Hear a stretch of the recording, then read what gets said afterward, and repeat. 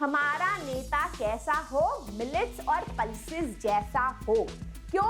क्योंकि मिलेट्स और पल्सेस ऐसे दो क्रॉप्स है जो किसी भी सॉइल में ग्रो हो जाते हैं, चाहे वो सैंडी सॉइल हो, एलुवियल सॉइल हो, फर्टाइल सॉइल हो, नॉन फर्टाइल सॉइल हो, ड्राई सॉइल हो, मॉइस्ट सॉइल हो, किसी भी सॉइल में ग्रो हो जाती है। बहुत कम भाव खाने वाला क्रॉप है ये और बहुत ज्यादा न्यूट्रिशियस है ना। बेवरेज मतलब पीने वाला, जिसको पीते हैं हम उससे चाय बना के।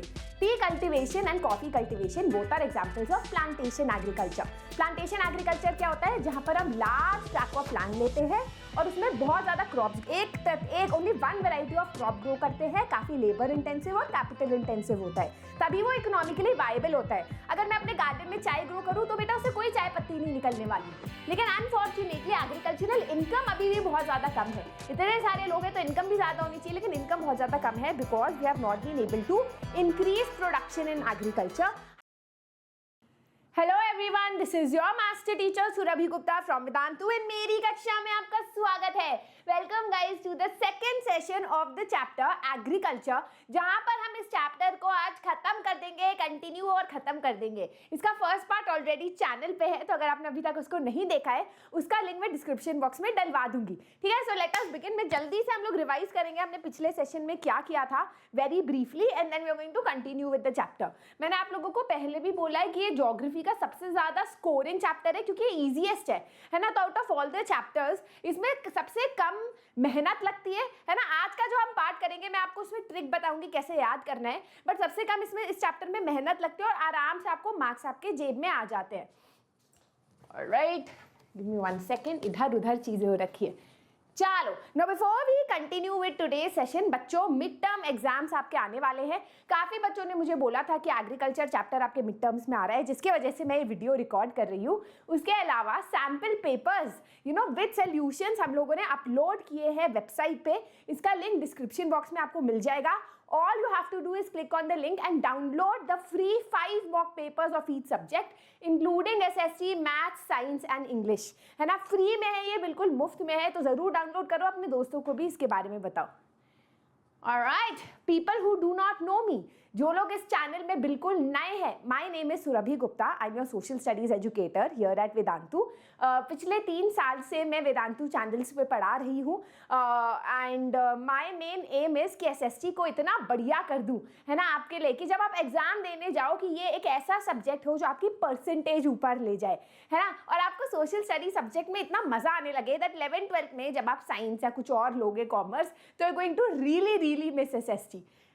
जो होता भी है, काफी सारे मेरे जो स्टूडेंट्स हैं वो बोलते हैं 11 जाके, मैम एसएसटी की याद आ रही है, विश्वास नहीं हो रहा है, ट्रस्ट मी ऐसा होगा। अब गाइज मैं चाहती हूँ कि आप लोग जो वीडियो एक्सप्लेनेशन वाले वीडियोस हैं उसको एटलीस्ट 1.25x स्पीड में देखो। उससे जो है आपका बहुत स्लो भी नहीं लगेगा चैप्टर, थोड़ा सा आपको मज़ा भी आएगा। और चैप्टर को सुनते सुनते अपने नोट ज़रूर बनाओ, नहीं तो क्या होता है कि आप चैप्टर सुनते हो, आप बोर होने लगते हो, आप इधर उधर फ़ोन देखने लगते हो, इधर उधर डिस्ट्रैक्ट होने लगते हो। तो make sure that you are constantly writing, constantly actively learning while you are listening to the video. ठीक है, शुरू करें? Yes, let's start with the quote, balance is not something you find, it's something you create. वाह वाह वाह। Agriculture. Now guys, पिछले session में हम लोगों ने पढ़ा था, पहले देखते हैं हमने पिछले सेशन में क्या पढ़ा था। हमने पढ़ा था कि कैसे एग्रीकल्चर जो है इंडिया में एक प्राइमरी एक्टिविटी है, एक इंपॉर्टेंट एक्टिविटी है, because 85% of India's population is engaged in some or the other agricultural activity. Agriculture हमारे लिए इसलिए भी इंपॉर्टेंट है क्योंकि हम यहाँ पर फूड ग्रेन्स ग्रो करते हैं, not just for our consumption but also for export purposes, है ना। तो एग्रीकल्चर हमारे लिए बहुत इंपॉर्टेंट सेक्टर है। फिर हमने देखा कि किस तरीके से अलग अलग टाइप्स ऑफ फार्मिंग इंडिया में प्रैक्टिस की जाती है। पहला है सबसिस्टेंस फार्मिंग, जो यूजुअली खुद के कंजम्पशन के लिए जब फार्मर्स करते हैं। दूसरा है कमर्शियल फार्मिंग, वो तब किया जाता है जब प्रॉफिट के लिए, प्रॉफिट कमाने के लिए बड़े बड़े ट्रैक्ट्स ऑफ लैंड पे हम लोग फार्मिंग करते हैं। सबसिस्टेंस फार्मिंग को भी further divided into primitive subsistence farming and intensive subsistence farming. और हमने देखा कमर्शियल फार्मिंग का एक example, that is plantation farming. है ना। फिर हमने उसके बारे में पढ़ा क्या डिफरेंसेस है वगैरह। मेन डिफरेंस देखो ये होता है कि प्रिमिटिव फार्मिंग में ट्रैक्ट्स ऑफ लैंड बहुत छोटे होते हैं, कमर्शियल फार्मिंग में ट्रैक्ट्स ऑफ लैंड बहुत बड़े होते हैं। प्रिमिटिव फार्मिंग में यूजुअली फैमिली लेबर और मे बी एक दो और एक्स्ट्रा लेबर से आपका काम चल जाता है। कमर्शियल फार्मिंग में बहुत ज़्यादा लेबर इंटेंसिव और कैपिटल इंटेंसिव होता है। तो subsistence में you are producing only as much as you want to consume and for very little profit। commercial farming में mainly profit driven farming होता है। तो ये ज़्यादा आपके major points of difference होते हैं दोनों में। फिर हमने बोला अलग अलग क्रॉपिंग पैटर्न्स, है ना, अलग अलग सीजन में अलग अलग क्रॉप्स ग्रो होते हैं। उसके हिसाब से हमने डिवाइड किया है इनटू राबी, खारिफ एंड जाइद, है ना। राबी क्या होता है, राबी से कैसे मैंने बोला याद करने के लिए, मैंने कहा rabi, R for rabi, R for rajai, जो विंटर के टाइम है ना, अक्टूबर नवंबर के टाइम जो हल्की सी बारिश होती है because of western cyclone disturbances, है ना, उसके टाइम जो है वेस्टर्न पार्ट ऑफ इंडिया में, पंजाब हरियाणा में हम लोग गेहूं को बीजते हैं और फिर मार्च अप्रैल में जब बहुत सड़ी हुई धूप होती है तब उसको हार्वेस्ट किया जाता है। उन क्रॉप्स को हम राबी क्रॉप्स बोलते हैं। खारिफ आता है, के फॉर खारिफ, के फॉर खुशबू, जो आप देखते हो कि जब मॉनसून, ऑनसेट ऑफ मॉनसून होता है क्योंकि खुशबू होती है ना बारिश की, तब जो है बीज बीजे जाते हैं और हार्वेस्ट किया जाता है सितंबर, अगस्त, सितंबर, अक्टूबर में, है ना। फॉर एग्जांपल पैडी या rice. And then you have zaid. Zaid जो है अप्रैल मई जून जो बीच वाले मंथ्स है उसमें ग्रो किया जाता है। यहाँ पर भी सी दैट यूजुअली जो समर क्रॉप्स होते हैं जैसे क्यूकम्बर, वाटरमेलन, मस्क मेलन, ये वाले क्रॉप्स ग्रो होते हैं। तो हमने यहाँ तक पिछली बार चैप्टर किया था, अगर आपको कुछ उसमें याद है तो याद आ रहा है कि हाँ कुछ तो ऐसा पढ़ा था हमने, है ना, क्या खाया था लंच में, ये नहीं याद मैम, ये कैसे याद रहेगा कि क्या पढ़ा था।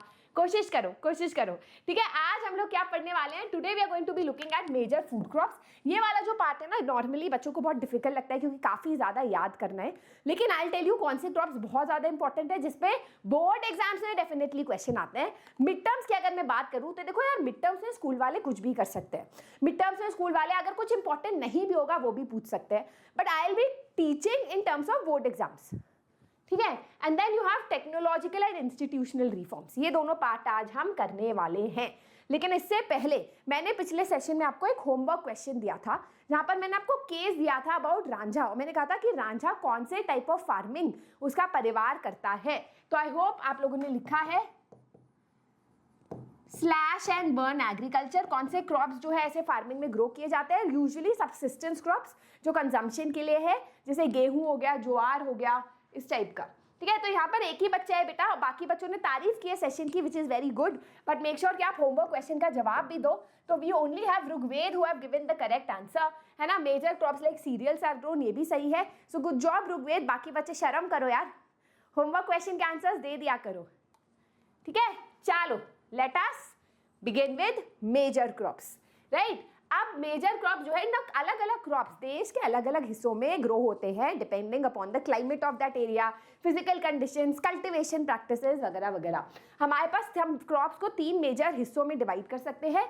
फूड क्रॉप्स जिसको हम खाते हैं, non food crops other than grains, ये है ग्रेन्स वाला फूड क्रॉप्स जो आपके ग्रेन्स होते हैं। Then you have your non grain food crops जिसमें टी, बेवरेजेस, शुगर केन, ये वाले आते हैं। And then you have non food crops जैसे रबर, फाइबर क्रॉप्स जैसे कॉटन और जूट, ठीक है। इसके बारे में हम पढ़ते हैं।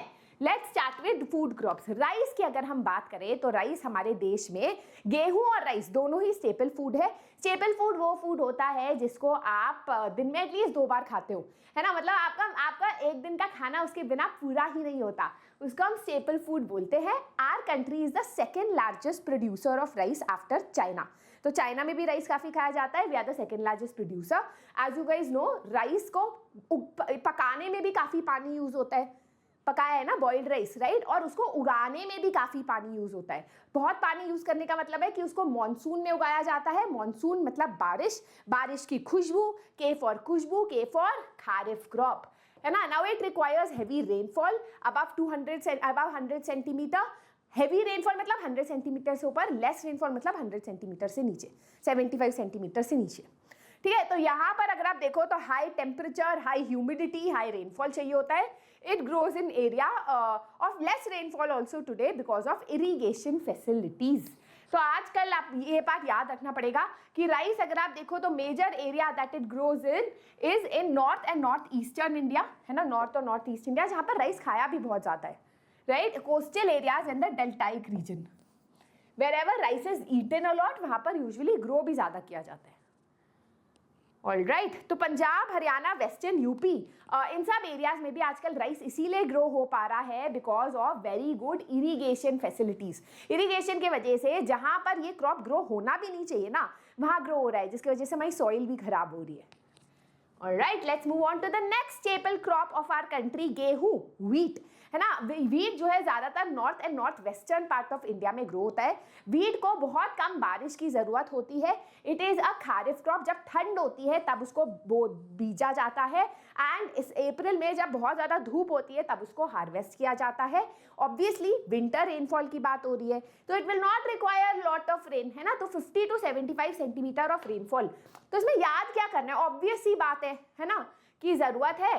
And it usually grows in Ganga Sutlej plains in the north west. तो नॉर्थ वेस्ट एरिया में ही आपको वो वेस्टर्न साइक्लोन विंड्स आते हैं, तो नॉर्थ वेस्ट एरिया और black soil area of the Deccan में भी आती है, क्योंकि यहाँ पर भी कुछ ऐसी विंड्स आती है जिसकी वजह से थोड़ी बारिश होती है. तो Deccan area and Ganga Sutlej plain. Clear. Punjab, Haryana, UP, Madhya Pradesh, Bihar and Rajasthan, जहाँ पर गेहूं ज्यादा खाया जाता है, नॉर्थ में ज्यादा खाया जाता है, राइट. चलो let's move on to millets. अब मैं यूजुअली जब क्लास 10 में चैप्टर पढ़ाती हूँ, मैं एक कोट बच्चों को सिखाती हूँ, हमारा नेता कैसा हो, मिलेट्स और पल्सेस जैसा हो. क्यों? क्योंकि मिलेट्स और पल्सेस ऐसे दो क्रॉप्स है जो किसी भी सॉइल में ग्रो हो जाते हैं, चाहे वो सैंडी सॉइल हो, एल्यूवियल सॉइल हो, फर्टाइल सॉइल हो, नॉन फर्टाइल सॉइल हो, ड्राई सॉइल हो, मॉइस्ट सॉइल हो, किसी भी सॉइल में ग्रो हो जाती है. बहुत कम भाव खाने वाला क्रॉप है ये और बहुत ज्यादा न्यूट्रिशियस है ना. तुम्हारा नेता और हमें भी कैसा होना चाहिए, मिलेट जैसा होना चाहिए. ये इनको कोर्स ग्रेन्स भी बोलते हैं क्योंकि ये काफी कोर्स होते हैं छूने में, है ना. They are pretty coarse but they have high nutritional value. We have 3 types of millets, jowar, bajra and ragi. देखो यहाँ पर सबसे ज्यादा इंपॉर्टेंट रागी है. सबसे ज्यादा क्वेश्चंस बोर्ड एग्जाम्स में रागी पे आता है ना. आपको रागी के कैरेक्टरिस्टिक्स दे दिए जाएंगे और आपको आइडेंटिफाई करना होगा कि ये किस क्रॉप के बारे में बात हो रही है. ठीक है, but let's start with the beginning, that is jowar. Jowar जो है it is the third most important food crop with respect to area and production. ये एक रेनफेड क्रॉप है जिसको हार्डली कोई इरिगेशन चाहिए, तो बल्कि ऐसे क्रॉप्स हमको ज्यादा ग्रो करने चाहिए क्योंकि ये क्लाइमेट रेजिस्टेंट होते हैं. जिस तरीके से आजकल हमारा अनप्रिडिक्टेबल क्लाइमेट हो रहा है, ये वाले क्रॉप्स तो ग्रो करेंगे ही करेंगे. राइस से ज्यादा हमें ये वाले क्रॉप्स खाने भी चाहिए if we care about our planet, right. तो कर्नाटका याद रखो, ज्वार जो है कर्नाटका आंध्र प्रदेश में ग्रो होता है ना. रागी भी कर्नाटका में होता है, तो कर्नाटका स्टेट याद रखो जब मिलेट्स के बारे में बात आती है. बाजरा की बात करें तो it grows well on sandy and shallow black soil. Ragi की बात करें it is rich in iron, calcium, micronutrients and roughage. बल्कि साउथ में जब बच्चे 6 महीने के होते हैं और उनको सॉलिड फूड इंट्रोड्यूस किया जाता है तो यूजुअली रागी मॉल्ट, जो रागी का आपका लिक्विड है, उसको खिलाया जाता है. इतना ज्यादा न्यूट्रिशियस होता है ये, राइट. ये ड्राई रीजन एरियाज में ग्रो होता है. It grows on red, black, Sandy, loamy, salty, कोई भी सॉइल में ग्रो हो जाता है, राइट. तो कर्नाटका, तमिलनाडु, हिमाचल प्रदेश. तो क्या रखना है, मिलेट्स में आपको याद रखना है कर्नाटका, और बाकी तो कुछ है नहीं. ड्राई रीजन में, रेनफेड एरियाज में इट कैन ग्रो. हमारा नेता कैसा हो, याद रखना. ऑलराइट, अब हम बात करते हैं मेज की. मेज का मतलब होता है भुट्टा, है ना. मुट्ठा can be use both as food and fodder. The only crop in your book जिसके बारे में फूड एंड फॉडर दोनों है. फॉडर मतलब जो जानवरों को भी खिलाया जा सकता है, जो हम भी खा सकते हैं, that is maize. It is a kharif crop, but in some states it can be grown as a rabi crop. तो कभी कभी क्वेश्चन एग्जाम में आता है which of the following crop is something that can be grown both as rabi and kharif crop. तो याद रखना answer है मेज. तो मेज में आपको ये दोनों मेन कैरेक्टरिस्टिक्स याद करनी है. पहला, राबी और खारिफ क्रॉप दोनों की तरह ग्रो हो सकता है, और दूसरा फूड एंड फॉडर. ठीक है, इट रिक्वायर्स टेम्प. ये अगर आप इतना याद भी ना रहे तो कोई बात नहीं. 21 to 27 degree Celsius and it grows in old alluvial soil, right. अच्छा, now obviously with high yielding variety of seeds, fertilisers, pesticides, जो प्रोडक्शन ऑफ मेज है वो काफी ग्रो हो चुका है in areas like Karnataka, Madhya Pradesh, UP, Bihar. Not very important but you can read it. Right, अब हम आते हैं pulses. Now I have told you हमारा नेता कैसा हो, मिलेट और पल्सेस जैसा हो. पल्सेस भी is one of the major source of protein for all vegetarian, specially in India, क्योंकि हमारे यहाँ वेजिटेरियन ज्यादा है. We are the largest producer as well as consumer of pulses in the world. हम produce भी बहुत ज्यादा करते हैं और खा भी जाते हैं जो प्रोड्यूस कर रहे हैं उसको. Right, now major pulses of India are toor या अरहर, उड़द, मूंग, मसूर, पीस, ग्राम. होमवर्क, पता करो ये कौन सी दाल है, ये नहीं रेड, येलो, ब्लैक, पता करो कि दाल के एक्चुअल नाम क्या है. राइट ना, पल्सेस क्यों, पल्सेस भी मिलेट्स की तरह कहीं भी ग्रो हो जाते हैं. They can grow in very dry areas, they can survive on very little moisture. बहुत कम भाव खाने वाले क्रॉप्स है ये. राइट, नॉट जस्ट दैट, ये लेग्यूमिनस क्रॉप्स है. लेग्यूमिनस क्रॉप्स मतलब इन क्रॉप्स में क्या बोल रही हूँ, हाँ, ये जो क्रॉप्स होते हैं इनमें कुछ ऐसे बैक्टीरिया होते हैं जिसके वजह से वो एटमॉस्फेयर में जो नाइट्रोजन होता है उसको एब्जॉर्ब कर पाते हैं और सॉइल की फर्टिलिटी बढ़ा पाते हैं. ठीक है, so being leguminous crops, science में पढ़ा होगा. All these crops except arhar. अरहर थोड़ा पेट भी खराब करती है वैसे, and it is not also very nutritious, but except arhar help in restoring the soil fertility by fixing nitrogen from the air. It is mostly grown in rotation with other crops. क्यों rotational crops की तरह क्यों grow करते हैं? देखो यार, अगर हम कोई भी क्रॉप ग्रो करते हैं तो सॉइल की फर्टिलिटी थोड़ी कम होती है, तो जब हम बीच में पल्सेस ग्रो करते हैं तो सॉइल की फर्टिलिटी हम वापस से रिस्टोर कर पाते हैं, फिर वापस से कोई और क्रॉप ग्रो करते हैं. So it is a very good rotational crop also. Right, major areas of pulses are Madhya Pradesh, Rajasthan, Maharashtra, UP and Karnataka. Right, अभी तक जो हमने किया उसके क्वेश्चंस कर लेते हैं. Give me 1 second.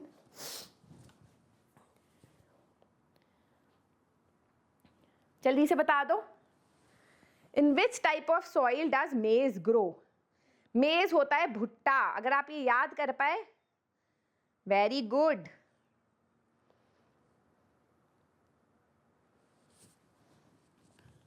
Answer is old alluvial soil. Pulses are a source of dash in a vegetarian diet. They are a source of protein in a vegetarian diet. Wheat requires annual rainfall between. Come rainfall की जरूरत है? तो 50 to 75 centimetre, बहुत कम बारिश. The two main wheat growing areas, हमें पता है cyclone की वजह से इस एरिया में ग्रो होती है, which is the Ganga Sutlej plain and the Deccan trap. Right, हो रहे हैं क्वेश्चंस. इजी है चैप्टर? नहीं मैम, होगा. Let's move on to food crops other than grains. है ना, तो हमारे पास sugar cane, oil seeds, tea, coffee, horticulture crops भी है, that are food crops other than grains. अगर हम शुगर केन की बात करें तो हमारे यहाँ चीनी बहुत खाई जाती है, ये आपको भी पता है, मुझको भी पता है. अभी मैंने गुलाब जामुन भी खाया था. Oh God, India is the second largest producer of sugar cane only after Brazil. तो हम सेकंड आने में काफी नंबर 1 है ना, चाहे वो राइस हो चाहे वो शुगर केन हो, we are the second largest producer. Right, अब शुगर केन को 11 महीने लगते हैं. It requires 11 months from the seed to harvest. है ना, तो काफी लंबा इसमें कमिटमेंट चाहिए. It requires hot and humid climate with 21 to 27 degree Celsius and annual rainfall between 75 to 100 centimetre. तो जनरली याद रखो कि चीनी को ग्रो करने के लिए थोड़ा बारिश चाहिए और बहुत गर्मी चाहिए. है ना, थोड़ा बारिश बोलते हैं आपको पता है 75 to 100 है ना, एंड बहुत ज़्यादा गर्मी है तो ह्यूमिड है 21 to 27 डिग्री सेल्सियस. ऑब्वियसली जहाँ पर लो रेनफॉल है, ये आप हर क्रॉप के लिए लिख सकते हो. है ना, जहाँ पर पानी की जरूरत है कि अगर लो रेनफॉल है तो इरिगेशन फैसिलिटी यूज हो सकते हैं. It can be grown in a variety of soil. It requires manual labour, 11 महीने लगते हैं और काफी ज्यादा मैनुअल लेबर लगता है फ्रॉम सोइंग टू हार्वेस्टिंग. है ना, शुगर केन को प्रोसेस करके काफी चीजें बनती है, जैसे शुगर, गुड़, खांदसरी एंड मोलासिस. खांदसरी, मोलासिस ये अलग अलग टाइप की चीनियाँ होती है, जैसे नहीं होता हम बूरा बोलते हैं, I don't know if you guys know, but गोंद. All of this comes from sugarcane. The major sugarcane producing states are UP, Maharashtra, Karnataka. तो यूपी याद रखना, है ना, यूपी और महाराष्ट्र दोनों जगह काफी चीनी खाई जाती है. ठीक है, यूपी में एक जगह है मवाना, मवाना शायद, है ना, जहाँ काफ़ी चीनी बनती है। एनीवेज कमिंग बैक, मुझे पता है मेरी बुआ वहाँ की थी, तो जब भी हम वहाँ जाते थे तो वहाँ चीनी के ऐसे सैशेज हमको सैंपल में मिलते थे। चलो let's move on to oil seeds. In 2018 India was the second largest producer of groundnut in the world after China. तो मैंने कहा ना सेकेंड आने में हम नंबर 1 है, तो 2018 में हम लोग सबसे ज़्यादा सेकेंड लार्जेस्ट प्रोड्यूसर थे ग्राउंडनट का। ग्राउंडनट मतलब मूंगफली, मूंगफली होती है ना वो, right. In rape seed production, rape seed भी एक तरीके का सीड है, नाम थोड़ा अजीब है I know, but rape seed production में we are the third largest producer in the world after Canada and China. बस जनरली याद रखो, इस पे एज सच लिखने के लिए क्वेश्चन नहीं आता है, राइट। अब हमारे यहाँ different oil seeds are grown that covers 12% of the total cropped area of our country. जहाँ भी एग्रीकल्चर होता है उसका 12% पे सिर्फ ऑयल सीड्स ही ग्रो होते हैं। किस टाइप के oil seeds? Groundnut, mustard, coconut, sesame. और आपको पता भी है even in our cooking we use a lot of oil, right. इससे जो ऑयल निकलता है we use a lot of oil seeds, right. Soybean, castor oil, cotton seeds, linseed and flower, sunflower. Alright, एक second guys.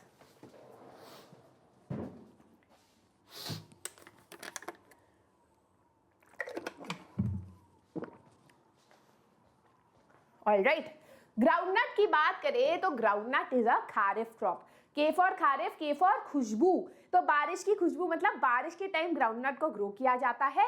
It account for more than half the number of oil seeds in the country. तो सबसे ज्यादा कौन सा seed हमारे यहाँ grow होता है? ग्राउंडनट ग्रो होता है, बस इतना, ठीक है। It is Gujarat is the G for groundnut, G for Gujarat, है ना। तो Gujarat is the largest producer of groundnut, ये याद रखना, ये इंपॉर्टेंट है, right. Linseed and mustards are, इसको बस पढ़ लो, यू डोंट हैव टू रट्टोफाई it. Linseed and mustards are rabi crops, है ना। मस्टर्ड राबी क्रॉप है, याद रखना, क्योंकि the only rabi crop then we know is like wheat, है ना। तो व्हीट और मस्टर्ड याद रखो, right. Sesame is a kharif crop in north and rabi crop in south India. Castor seed is grown both as rabi and kharif crop. Again, don't need to remember it, just पढ़ लो। All right, अब अगला crop जो काफी exam में आता है is the beverage crop of T and coffee. Beverage मतलब पीने वाला, जिसको पीते हैं हम, उससे चाय बना के। Tea cultivation and coffee cultivation both are examples of plantation agriculture. Plantation agriculture क्या होता है? जहां पर हम लार्ज ट्रैक्ट ऑफ लैंड लेते हैं और उसमें बहुत ज्यादा क्रॉप्स, एक only one variety of crop grow करते हैं। काफी लेबर इंटेंसिव और कैपिटल इंटेंसिव होता है, तभी वो इकोनॉमिकली वायबल होता है। अगर मैं अपने गार्डन में चाय ग्रो करूं तो बेटा उससे कोई चाय पत्ती नहीं निकलने वाली, राइट। फीवर है, सो आई एम नॉट लाइक, थोड़ा ज्यादा बोलने पे ना आई एम लाइक ब्रेथलेसनेस हो रही है। Okay, so T crop was introduced in India by the Britishers. India जो है, हमें ऐसा लगता है कि चाय जो है हमारी मात्र अपनी इंडियन की चाय है, बट एक्चुअली ब्रिटिशर्स ने चाय को इंडिया में इंट्रोड्यूस किया था। Today tea plantations are owned by Indians. Tea plant एक ऐसा क्रॉप है जो ट्रॉपिकल और सब ट्रॉपिकल एरिया में बहुत अच्छा ग्रो होता है इन deep fertile well drain soil rich in humus and organic matter. Guys ये आपको याद करना है, टी और कॉफी पे क्वेश्चन आता है, ठीक है। तो वेल ड्रेन सॉइल में ग्रो होता है जहां पर काफी ऑर्गेनिक मैटर है, काफी फर्टाइल है। It requires warm and moist free climate all through out the year. तो काफी ज्यादा उसको मॉइस्ट फ्री, बिल्कुल मॉइस्ट नहीं होना चाहिए, उस टाइप का क्लाइमेट में वो ग्रो होता है। It is a labour intensive industry. It requires skilled labour and abundant cheap labour. Okay, sorry guys, सोचा था मैं छुट्टी लूंगी बट काफ़ी छुट्टी हो गई थी मेरी। Okay, so T is a labour intensive industry. इसको काफ़ी ज़्यादा स्किल्ड लेबर की ज़रूरत होती है। एंड अच्छा, क्यों ज़रूरत होती है? चाय को जो लीव्स होती है वो काफ़ी ज़्यादा सेंसिटिव होती है, तो you have to actually pluck it by hand. तो बहुत ज़्यादा बच्चों को भी पहले, जब चाइल्ड लेबर इलीगल नहीं हुआ करता था, तो इसमें बच्चों को भी काफ़ी ज़्यादा हायर किया जाता था। लेकिन आजकल लड़कियों से, औरतों से जो है प्लक कराए जाते हैं लीव्स, और फिर उसको एकदम से जो है, जिससे वो फ्रेश रहे, एकदम से फैक्ट्री में भेजना पड़ता है सो दैट वो प्रोसेस हो पाए। जितना आप रखोगे उतना वो खराब होगी, ड्राई हो जाएंगी और फिर अनफिट हो जाएंगी, राइट? ऑलराइट, आएंगे क्या भाई, उठना ही पड़ेगा क्या? हाँ, लेकिन बैठ के मत पढ़ाओ। Major tea producing states are Assam, hills of Darjeeling, Jalpaiguri district and West Bengal. तो आपको पता है नॉर्थ ईस्ट एरियाज में चाय काफी ग्रो होते हैं, साउथ में तमिलनाडु, केरला में चाय काफी ग्रो होते हैं, है ना? Next is coffee. अब Indian coffee is of very good quality, है ना। हमारी कॉफी जो है दुनिया भर में बेची जाती है क्योंकि हमारी coffee is the arabica coffee, है ना, जो अरेबिया वाली होती है ना, वेरी गुड क्वालिटी कॉफी। ये पहले इंट्रोड्यूस हुई थी from Yemen to India and it was produced in the Garo hills, north east जो हमारे स्टेट्स है ना, वहां पर पहले ग्रो की गई थी। This variety is in demand in the whole world. Initially इस cultivation was introduced in Baba Budan hills, है ना, but now it is cultivated in Karnataka, Kerala and Tamil Nadu. तो क्वेश्चन आपको एग्जाम में ये आ सकता है कि you are a farmer in Karnataka and you are thinking of growing either tea और कॉफी, तो what will you grow and why. तो आपको पता होना चाहिए कर्नाटका की बात अगर हो रही है तो Karnataka is one of the largest producers of coffee in India. T की बात हो रही है तो आसाम, आसाम टी भी बोलते हैं ना, तो उस तरीके से याद रखो। Alright, now we come to horticulture plants, sorry horticulture crops. Horticulture मतलब जो फ्रूट प्रोड्यूसिंग क्रॉप्स होते हैं, फल प्रोड्यूसिंग क्रॉप्स होते हैं। Now you already know India में फल भी बहुत खाए जाते हैं, हर फेस्टिवल में फल यूज होते हैं, तो वी आर द फर्स्ट नहीं आएंगे हम, we are the second largest producer of fruits and vegetables in the world after China. India is a producer of tropical as well as temperate fruits, है ना। तो tropical fruits हो गए, temperate fruits जैसे blueberry, strawberry, ये भी हम लोग ग्रो करते हैं। ठीक है, तो आपको बस याद रखना है वन स्टेट वन फ्रूट। वैसे इस पे बहुत टाइम से क्वेश्चन नहीं आया फिर भी, ठीक है। तो मैंगोज महाराष्ट्र का याद रखो, है ना, अल्फोंसो मैंगो रत्नागिरी के आते हैं ना, तो Maharashtra. Oranges of Nagpur, Nagpur oranges बहुत पॉपुलर है। Bananas of Kerala, like easy है, इतना मुश्किल नहीं है। लीची and guava of UP and Bihar, आपको पता है यूपी बिहार में बहुत ज्यादा लीचियां बिकती है। अगर आप खुद यूपी बिहार को तो आपने देखा होगा, जब लीची और गुआवा का सीजन आता है तो ठेले पर ठेले जो है भर जाते हैं, right. Pineapples of Meghalaya, grapes of Andhra Pradesh and apple, pear, apricots and walnuts of Jammu and Kashmir. तो एप्पल जैसे जम्मू एंड कश्मीर के लोगों के भी चीक्स एप्पल जैसे होते हैं, रेड रेड और cute cute, right. Apricots, walnuts, ये सब नॉर्थ में मिलते हैं, जम्मू एंड कश्मीर में और हिमाचल प्रदेश में। Clear? All right. Now before we go to the questions of this part, guys, अगर आपने अभी तक आकार बैच ज्वाइन नहीं किया है जल्दी से कर लो, है ना। हमारा आकार बैच हम इसी बड़े स्क्रीन पे पढ़ाते हैं, वेदांतु प्लेटफॉर्म पे पढ़ाते हैं, जहां पर क्लास के टाइम आपके डाउट्स भी लिए जाते हैं, आपको रेफरेंस बुक्स भी मिलती है, आपको एक टाइम टेबल मिलता है जिसको फॉलो करके आपके अंदर एक डिसिप्लिन आएगा। You know, we will make sure कि अगर आप अच्छा मार्क्स लाना चाहते हो बोर्ड एग्जाम्स में तो आकार batch will definitely help you, जहाँ सारे सब्जेक्ट्स पढ़ाए जाते हैं इंक्लूडिंग इंग्लिश, है ना, जो आजकल यूट्यूब पे हम नहीं पढ़ा पा रहे हैं। तो this for the entire year the price is 1499। तो अगर आपने अभी तक ज्वाइन नहीं किया है, इसका लिंक डिस्क्रिप्शन बॉक्स में है, जल्दी से ज्वाइन कर लो। Alright, let's look at some questions. जल्दी से बताओ इसका आंसर।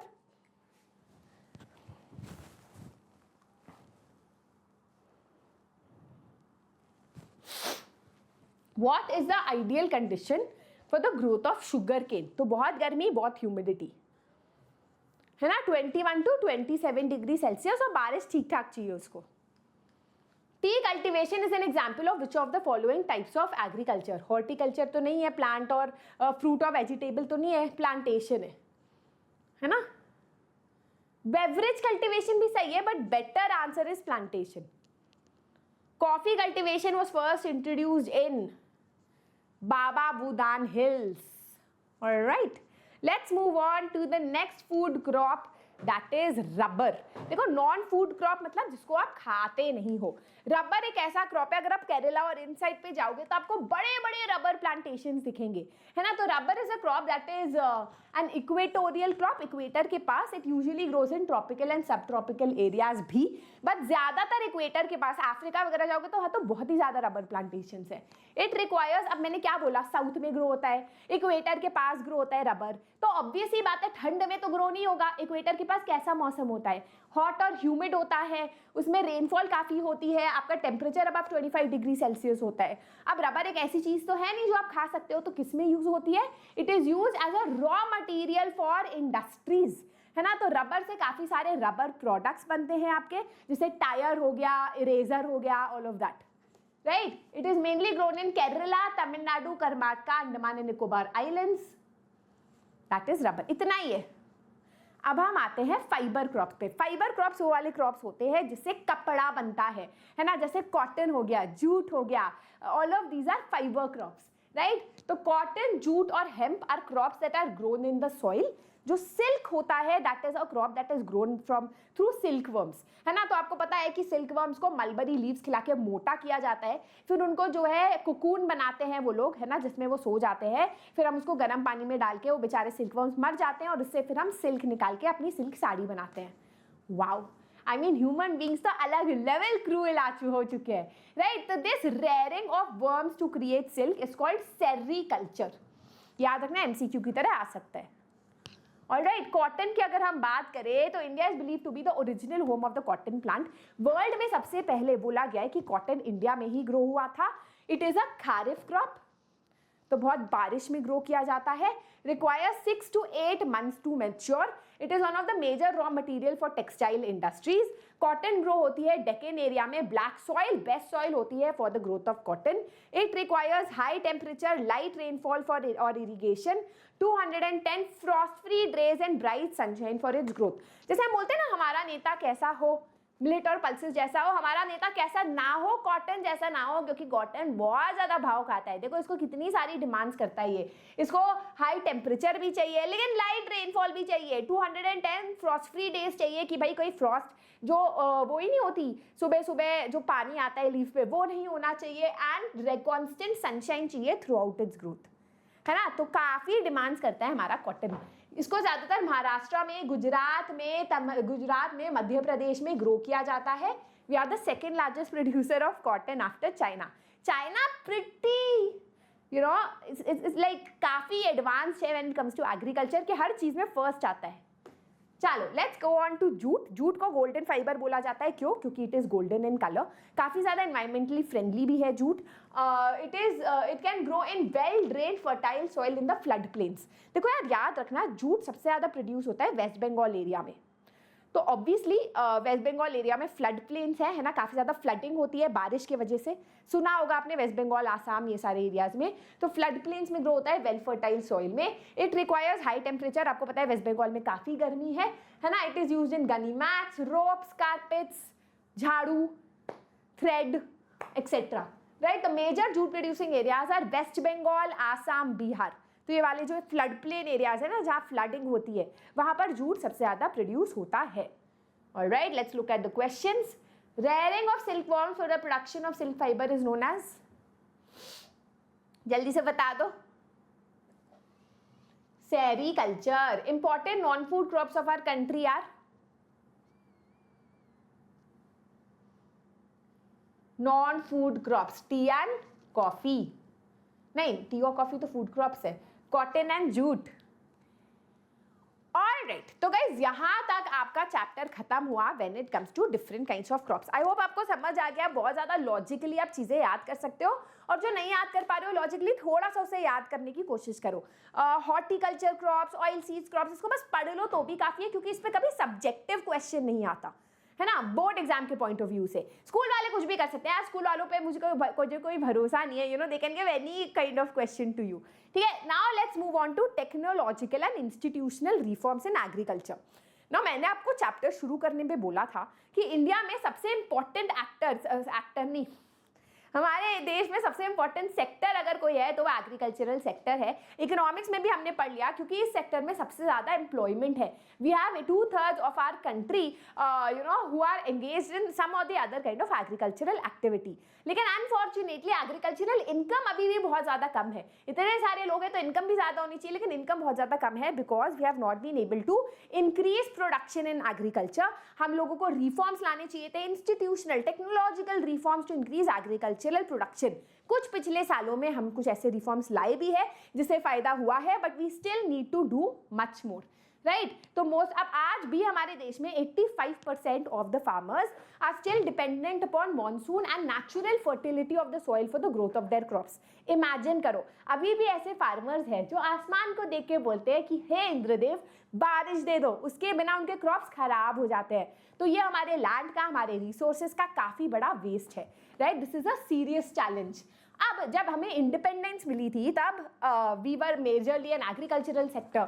जवाहरलाल नेहरू जी, हमारे जो लीडर्स थे, उनको पता था कि एग्रीकल्चर को अगर हम इंप्रूव करेंगे तो देश की उन्नति होगी, है ना, प्रोग्रेस होगा। तो that is why they brought about a lot of reforms. For example land को कलेक्टिवाइज करना, छोटे छोटे पीस ऑफ लैंड को साथ में आके उसमें एग्रीकल्चर अगर होगा तो ज्यादा प्रोडक्शन होगा। तो land collectivisation, consolidation of holdings, cooperation, abolition of the zamindari system, जिससे फार्मर्स का खुद का कोई लैंड नहीं होता था, जमींदार का होता था, उसको हटाया गया, राइट। और फोकस किया गया on institutional reforms after independence. The first 5-year plan focused on land reform, जहाँ पर कॉन्सेप्ट था कि लैंड जो है पेजेंट्स के हाथ में हो, फार्मर्स के हाथ में हो, बड़ा पीस ऑफ लैंड हो। The right of inheritance had already led to fragmentation of land holdings, necessitating a consolidation of holdings. तो as I told you, India में सबसे बड़ा प्रॉब्लम है, जो हमने पिछले पार्ट में पढ़ा भी था, कि एक पीस ऑफ लैंड जो है बट जाता है, क्योंकि हमारे यहाँ इनहेरिटेंस लॉ में जब पापा मरता है तो लैंड बट जाता है लड़कों में, बच्चों में, है ना। अब तो लड़कियों में भी बटने लगा है, राइट। तो ऑल ऑफ दैट, इन सारे रीजंस की वजह से एग्रीकल्चरल प्रोडक्टिविटी भी कम हो रही है। तो the focus is on consolidation of land, right. हाँ, अब प्रॉब्लम क्या है कि हम लोगों ने इंडिपेंडेंस के बाद काफी रिफॉर्म्स हम लाए तो हैं, बट रिस्पॉन्स उसका ल्यूकवार्म है। For example, abolition of the zamindari system was done only in a few places, land collectivisation was also done in very few places. ऐसे अक्रॉस द कंट्री हमने बहुत अच्छी तरीके से इंस्टीट्यूशनल रिफॉर्म्स, इंस्टीट्यूशनल मतलब जिसमें गवर्नमेंट स्कीम्स की जरूरत है ना, जिसमें सरकार को पूरा लॉ चेंज करना पड़ेगा, दैट इज इंस्टीट्यूशनल रिफॉर्म्स, जो बहुत अच्छी तरीके से हमारे देश में इंप्लीमेंट नहीं हुए। अब 1960 से 1970 तक आते आते हमारे देश में काफी शॉर्टेज ऑफ फूड की प्रॉब्लम होने लगी थी।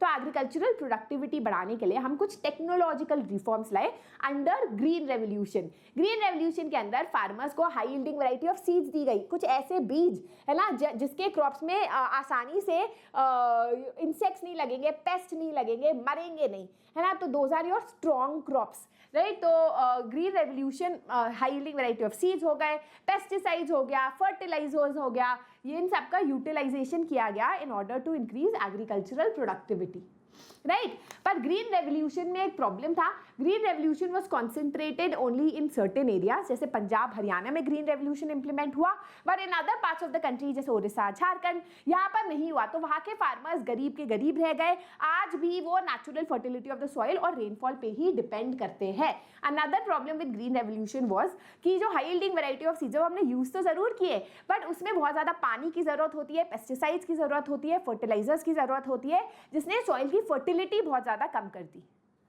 ठीक है। ऑलराइट, और क्या रिफॉर्म्स लाए सरकार? Provision of crop insurance against drought, flood, cyclone, fire and disease. सबसे बड़ी प्रॉब्लम फार्मर्स को होती है नेचर से, है ना, नेचर को कोई रोक नहीं सकता।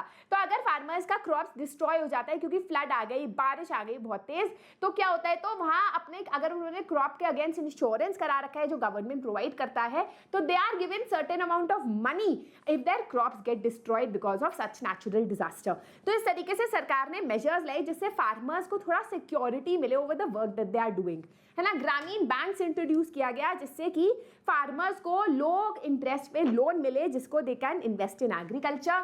कोऑपरेटिव सोसाइटीज और बैंक्स को बोला गया कि लोन प्रोवाइड करें at a lower rate of interest. उसके अलावा किसान क्रेडिट कार्ड दिया गया जिससे अगेन किसान जो है क्रेडिट पे, लोन पे, है ना, सामान खरीद पाए। Personal accidents insurance scheme, farmer को कुछ हो जाए तो परिवार को थोड़ा पैसा मिले। Special weather bulletins and agricultural programmes were introduce, जैसे कि फार्मर्स को पता चले कौन से वेदर कंडीशन में क्या ग्रो करना है। हर साल वेदर कंडीशन बदलता है, you guys have rid of about it ना, एल नीनो, ला नीना, है ना। तो उस हिसाब से कौन सा क्रॉप हर साल ग्रो करना चाहिए, क्या क्या प्रोटेक्टिव मेजर्स लेने चाहिए, तो ये सारी चीज़ें जो है फार्मर्स को इन्फॉर्मेशन मिलती है। Minimum support price, minimum support price farmers जब अपने क्रॉप्स ग्रो करते हैं तो देखो जिस टाइम हार्वेस्ट होता है, हो सकता है उस टाइम जो है prices of goods for some reason बहुत कम हो जाए। तो आपने देखा होगा बहुत बार टमाटर 5 रुपए किलो बिकता है, तो फार्मर्स ने इतनी मेहनत पूरे साल की तो उन्हें क्या ही पैसा मिलेगा अपने मेहनत का। तो गवर्नमेंट प्रॉमिस करती है कि आप मिनिमम इतना प्राइस तो देंगे ही देंगे आपके क्रॉप्स के लिए जिससे आपको नुकसान ना हो, राइट। तो all of these are different ways in which government has put forward reforms for the farmers. Let's do some questions. What was the main focus of our first 5-year plan? जल्दी से बता दो। Answer is land reform. Which of the following was government scheme for benefits of farmers? Kisan credit card, PAIS. So answer is both A and B. All right, so that is your entire chapter of agriculture. Oh God, सांस फूल रही है. So guys, that is it. इतना ही है. Chapter बहुत आसान है. जो आखिरी का पार्ट है टेक्नोलॉजिकल एंड इंस्टीट्यूशनल रिफॉर्म्स, उसके 6 पॉइंट्स जो है नोटबुक में लिख लो, है ना. बुक से मत पढ़ो, नोटबुक में लिख लो, बस उसको याद कर लो. उसमें काफी ज्यादा क्वेश्चंस आने की संभावना रहती है. क्वेश्चन कर, आज का होमवर्क क्वेश्चन बहुत सिंपल है. Which of the following is known as a golden fibre. And मैं आपको एक और क्वेश्चन देती हूँ. कौन सा क्रॉप है that is used both as food and fodder? ठीक है, ये दोनों आपके क्वेश्चंस हैं जिनका आंसर आपको मुझे नीचे लिख के देने हैं. आज के लिए बच्चों बस इतना ही. I hope you like today's session. आप हमको टेलीग्राम चैनल पे भी फॉलो कर सकते हो, जिसका लिंक डिस्क्रिप्शन बॉक्स पे है. वहां पर हमारी एवरीडे एक्टिविटीज, हमारे नोटिफिकेशन, सब कुछ आपको मिलते रहते हैं. उसके अलावा you can also subscribe to the channel Vedantu 9th और 10th. ये हमारा नया चैनल है जहां पर हम शुरू से सारी एजुकेशनल मोटिवेशनल वीडियोज आप तक ला रहे हैं. CBSE रिलेटेड वीडियोज भी ला रहे हैं. So make sure that you subscribe to the channel. That is it. This is your master teacher Surabhi signing out. Video ko thumbs up, share this video with your friends, subscribe to the channel. Bye bye.